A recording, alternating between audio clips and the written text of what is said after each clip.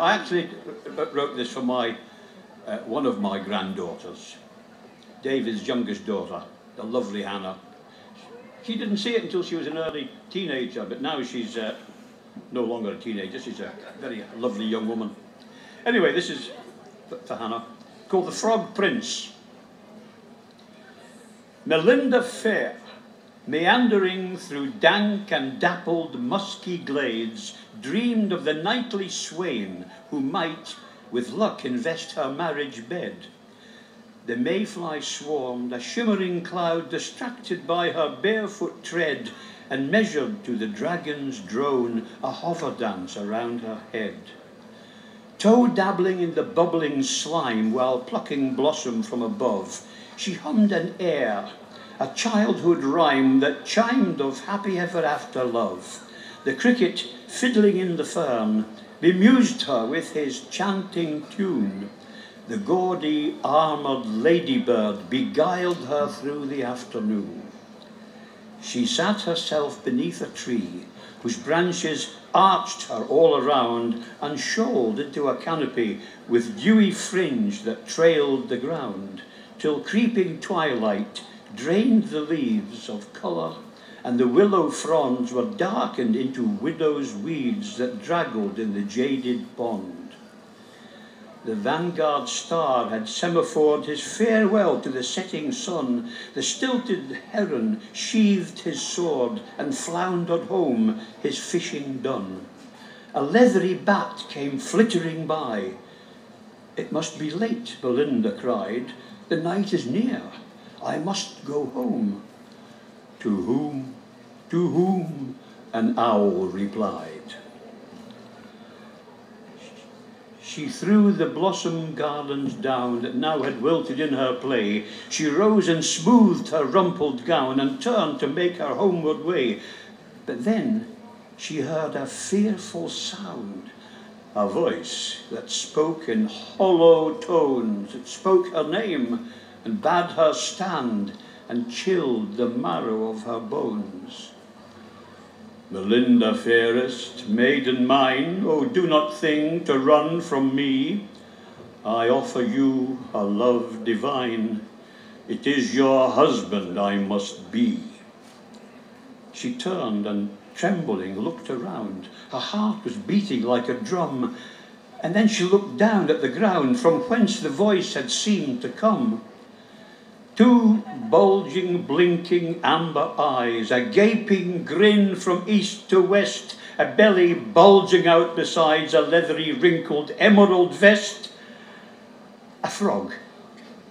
A frog had come to woo, and looking so sedate and proud, she started.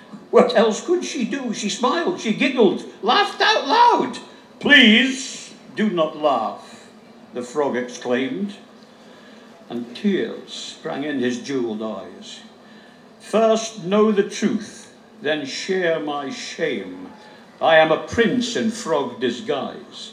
A wicked witch this trick has played because she could not be my wife, and in revenge for my disdain, she chose this way to blight my life."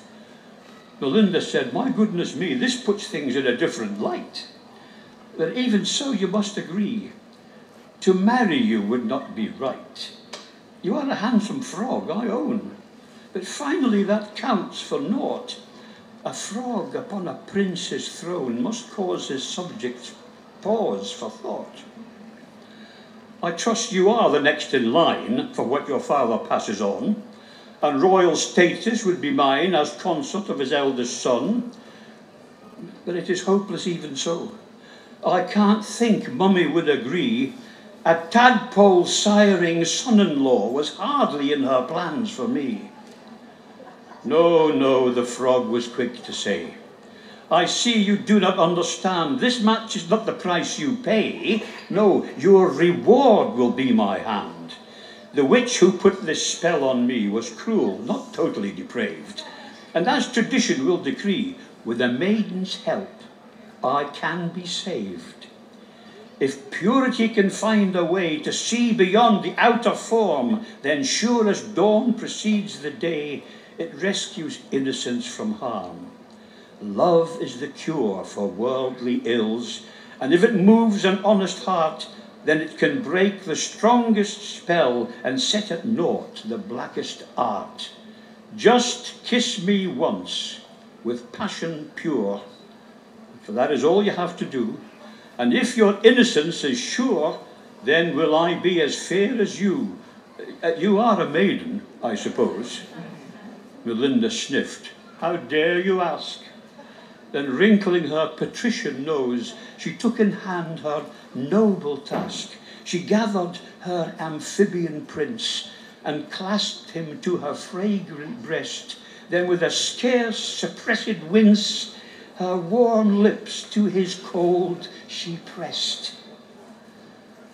A thunderclap, a lightning flash, a chill wind through the dingle blows, and there, upon the dewy grass, 2 frogs sat boggling nose to nose. Moral: a maid who fancies a frog a night gets her deserts and serves her right.